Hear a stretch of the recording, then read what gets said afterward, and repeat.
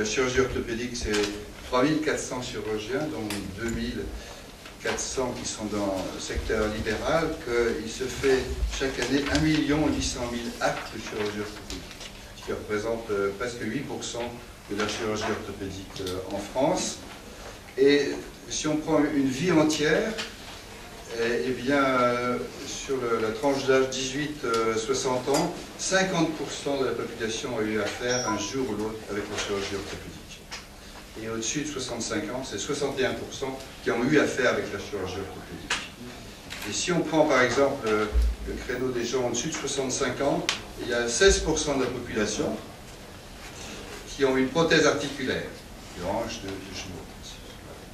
Et chaque année, la coupée n'est pas encore là, mais il y a 1 100 000 accidents sportifs, pas tous opérés, mais souvent vus par les chirurgiens orthopédistes, et dont 16% vient du football.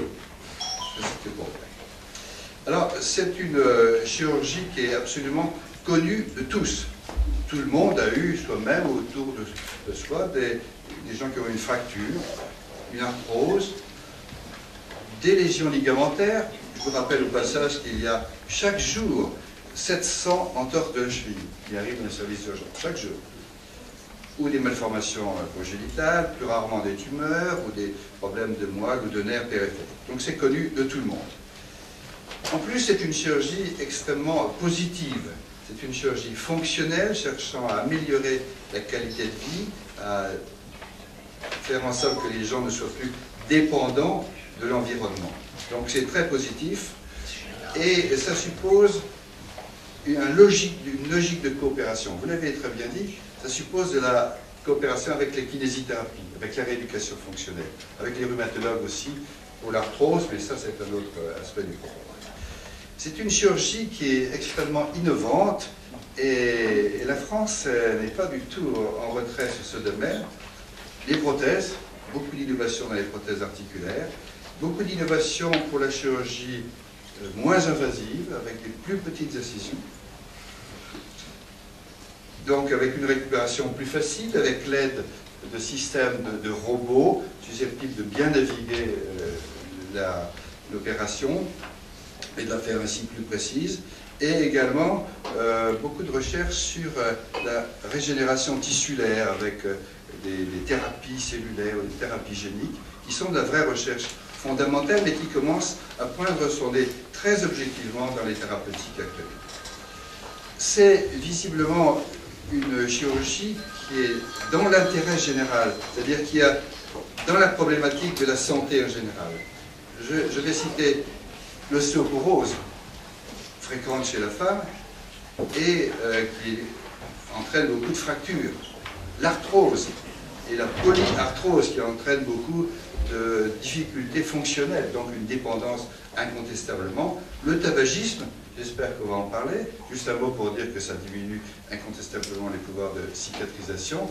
Et, ce qui n'est pas votre cas, l'obésité, votre cas dans les deux sens, et l'obésité, parce qu'on sait que l'obésité en tant que telle entraîne des dégénérescences articulaires et rend la chirurgie plus difficile et plus périlleuse. Alors en plus c'est une spécialité assez discrète, on ne nous entend pas tellement dans les médias. Je citerai cette phrase que j'adore de Woody Allen sur l'humilité. Le problème avec l'humilité, c'est qu'on ne peut pas en parler soi-même. Mais on peut quand même, nous qui sommes un peu à l'extérieur, parler de la chirurgie orthopédique et essayer de la magnifier. Juste deux petits trucs supplémentaires, c'est que le prix Nobel de médecine, qui a été distribué non pas un français, mais un japonais, pour ses travaux sur les cellules souches multipotentes, et le professeur Yamanaka, est un chirurgien orthopédiste. Et que la chirurgie orthopédique française va être mise à l'honneur en 2014, parce qu'on va être l'invité d'honneur du plus grand congrès mondial, qui est le congrès américain. Donc on est très très content de cette distinction, et on va pouvoir expliquer, faire un film et expliquer toute la qualité de notre chirurgie. Alors, on sait que la chirurgie orthopédique est bien structurée, quoi. Elle est bien structurée sur le plan académique, sur le plan professionnel, sur le plan syndical, mais il semblait qu'il nous manquait un petit outil pour cultiver ou magnifier l'excellence de la chirurgie orthopédique. C'est pour ça qu'on a en partie créé cette fondation pour créer cet élan et ces lumières sur nous, mais aussi évidemment pour collecter des fonds, parce que nous voulons accompagner ce développement, accompagner cette excellence.